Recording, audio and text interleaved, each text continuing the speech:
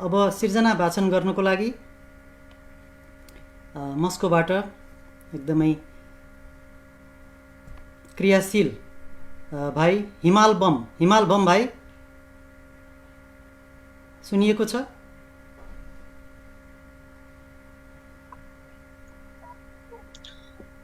हजुर दाइ नमस्कार। हजुर नमस्कार नमस्कार। अब हामी कार्यक्रममा स्वागत गर्दै तपाईँको चाहिँ कविता सुन्न एकदम चाहन्छौँ। आदरणीय सभापतिज्यू, विशिष्ट अतिथिज्यू, केन्द्रीय साहित्य महासङ्घका महासचिवज्यू, एनएनका अध्यक्षज्यू, एनएन गुरुङका अध्यक्ष उपाध्यक्षज्यू, सबैलाई मेरो साहित्यिक अभिवादन। ल कवितातिर जाउँ सर। एकदम एकदम। कविताको शीर्षक छ टेलिफोनमा सपनामा भानुसँगको संवाद।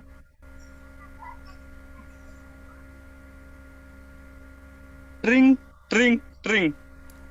हेलो भानु। हेलो भानु। भानु, तपाईँले हामीलाई जन्मदेखि छोडेर गएको 2008 वर्ष लगभग 75,920 दिन भएको छ। यसपछि भानु, राणाहरूले एक राज्य बनाए, सबै देशवासी एक ठाउँमा आए। राणाहरूको पनि राज आयो, ओह्राली झर्दै गरेको समाज भयो। 2007 सालमा देश उल्टियो, धर्म शुक्र दशरथ गङ्गा गोली र फाँसीमा उल्टियो। नयाँ युग आयो भनेको त भानु कलियुगको सुरु भएछ। सुनिरहेछौ नि भानु।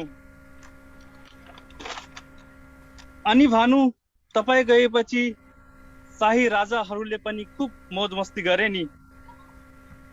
त्यसपछि देशमा राजा आए, सबै जनताको बाजा बजाए। त्रिभुवन महेन्द्र वीरेन्द्र ज्ञानेन्द्र जस्ता आए, सबै आफैमा मौज र मस्तमा रमाए। 48 सालमा जनआन्दोलन भयो, सबैमा हानाहान भयो। रगतको होली बग्यो, राजदरबारमा गोली चल्यो। अनि सबैको बोली बन्द भयो। तपाईलाई सुनिरहेछ नि भानु। अनि भानु, त्यसपछि देशले अझ चरम सीमा पार गर्यो नि। सुन्नुहुन्छ? माओवादी भन्ने लुटेर आए, देशवासीलाई छुटेर गए। माओवादी भन्ने लुटेर आए, देशवासीलाई भुटेर गए। 63-64 मा अझ आन्दोलनको त्रास आयो, सबैमा ढुङ्गा मुढा र आक्रोश भयो। राजा हटेर राष्ट्रपतिको शासन आयो, अनि दलालहरूको भाषण मात्रै आयो।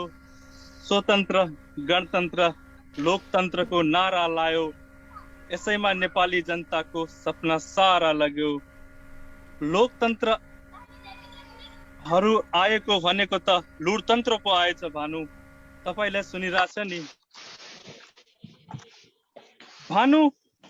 अनि स्वर्गको के छ खबर? देवकोटा दाई घिमिरे दाईलाई कस्तो छ?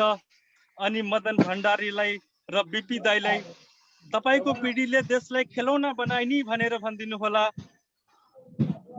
अनि हाम्रो कृष्ण दाई पनि आउनु भएको छ, उहाँलाई पनि सम्झेको छ भनिदिनु होला।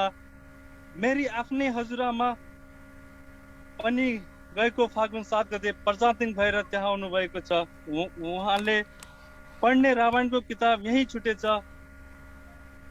म आउँदा लिएर आउँछु नि है भनिदिनु होला।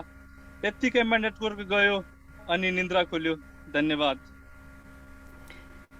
धन्यवाद हिमाल भाइ, एकदम मौलिक शैलीमा राजनीतिक रङ जोडेर। तर यति चाँडै चाहिँ म आउँछु भनेर नभनौँ हिमाल भाइ। एकदम हिमाल भाइलाई चाहिँ धेरै धेरै दीर्घायुको कामना, स्वास्थ्यको कामना, अझ धेरै एकदम राम्रा राम्रा उत्कृष्ट कविताहरू